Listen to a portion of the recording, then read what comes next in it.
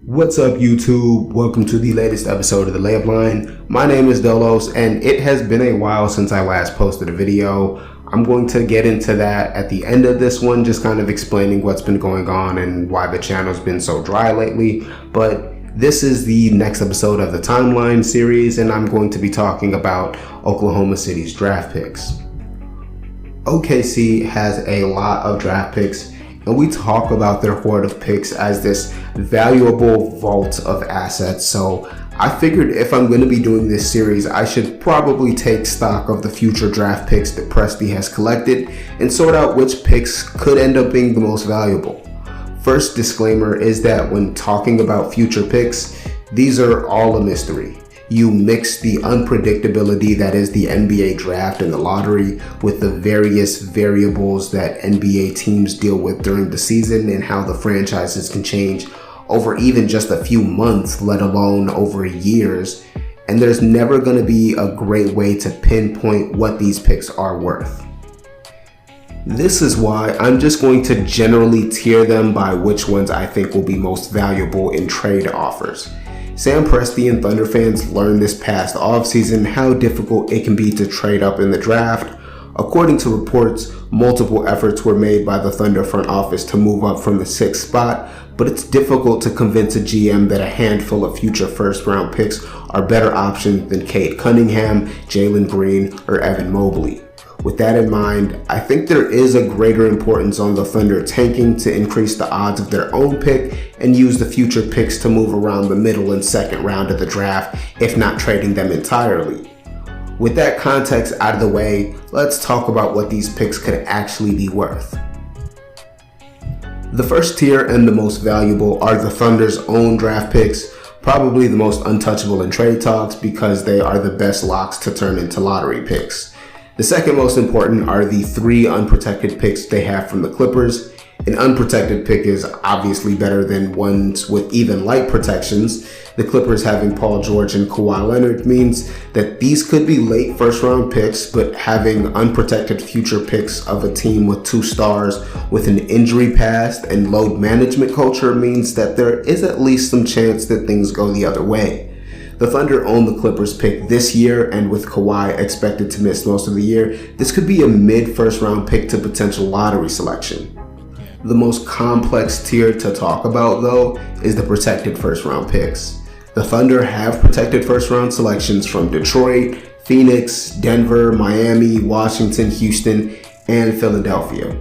These are all teams at varying levels of the competitive spectrum at this point.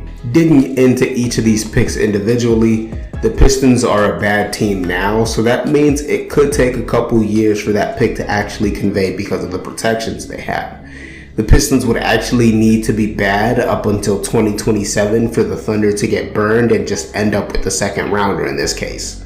Looking at Phoenix, the Suns took a leap from when this pick was initially first traded, so it probably ends up coming through this year, but even worst case scenario is that it just rolls into 2025 where it becomes unprotected. Denver has a prime MVP with Nikola Jokic, so the fact they put lottery protections is almost irrelevant, I think. I think it will end up being a mid to late first pick. Philly has very light protections on their 2025 pick, but the Sixers would need to get a bad return on a Simmons trade, and Embiid's injury would just need to strike up for me to really be convinced that this will convert into anything with great value. Embiid also re-signed long-term, so unless he just asked out or there's some serious injury, this is going to be a mid to late first round pick with a slight chance for a lottery pick ceiling. Looking at the Miami Heat, and they are competitive now, and they have this lottery protected until 2026 when it becomes unprotected. 2 of Miami's best players are older and they've had some injuries, but I don't see them falling into the lottery for 3 straight years, so this would be another pick where I'm expecting it to land in the mid to late first round. The Wizards did a pretty good job giving themselves security in the case of a Bradley Beal trade when they put the protections on their pick. The Wizards understand how bad their team's going to be if Beal asks out, and they wanted to cover themselves from any unfortunate luck over the next few years, but the fact there isn't full lottery protection in 2024 to 2026 gives this more upside than a few of the other picks. This one could convert into a second round pick if Washington just keeps missing on their draft selections and are a perpetual high lottery team though. But finally, the most interesting out of all of these protected picks are the two that the Thunder owned from the Rockets. In 2024 and in 2026, those picks are protected top 4. I saved these picks for last because they're just objectively the most interesting.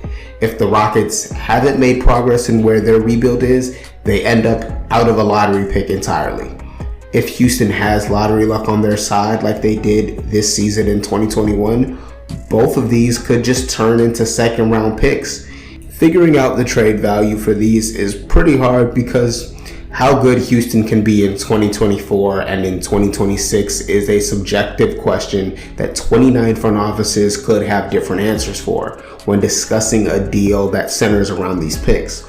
The value gets more clear as time goes on, and they will either become extremely priceless assets or disappointing returns. The final tier of the future first round picks are the pick swaps. OKC has a pick swap with the Clippers in 2023. I don't think it will be a question if Presti wants to swap his pick with the Clippers. I'd rather see OKC trade this pick swap because if Kawhi is back and healthy, we are talking about another one of those mid to late first round picks. There is a pick swap in 2025 between the Thunder, the Rockets, and the Clippers. I believe the Clippers have their rights protected top 10, but I just don't think these pick swaps are valuable assets, to be fair. I've also laid out what the second round picks for Oklahoma City is because they are a piece of this puzzle, but they're just not worth a long form discussion when talking about value. These can be tossed in as sweeteners to make a trade happen, used in a draft day deal to move up slightly, or just given away to take back salary. There's not really a need for long form discussion about these ones. After doing this draft asset audit, it really resonates with me why Presti couldn't get a deal done to move up in the 21 draft. Not to say it's impossible, just because a pick has a certain value today doesn't mean that that can't increase or decrease, but some of them are just too far in the future to carry weight as the headline return of a trade. Think of it this way. The foundation of those draft assets came in bulk from the Paul George trade. Sam Presti didn't accept that deal because any individual pick had great value, but the number of tries in the draft cumulatively would be important for their rebuild strategy. Sam Presti is in the same boat. Either move multiple picks in bulk to a team intending on a rebuild, or one or multiple of those picks will need to stand out individually to really build up some value. Like I said in the intro, this is an imperfect science. There's no value calculator for future draft picks. It might change based on the quality of their draft class or a million other factors, but I thought that this would be a fun exercise to explore what could come in the future for Oklahoma City. With that said, that's all I have on this subject. I did kind of want to save out some time to explain why it's been like 2 weeks since the video came out. I was in the process of moving over August, starting a new job, and so my schedule has just been hectic and making it really difficult to record, but a lot of that is really starting to fall out of the way. I've got a room here in this new place that I'll be using to record, and so that means that the face cam videos should be coming back fairly soon, maybe perhaps even in the next video. That's all I have for you in this one. I really appreciate it if you made it to the end of this video. Don't forget to like, comment, and subscribe, and absolutely enjoy the rest of your day.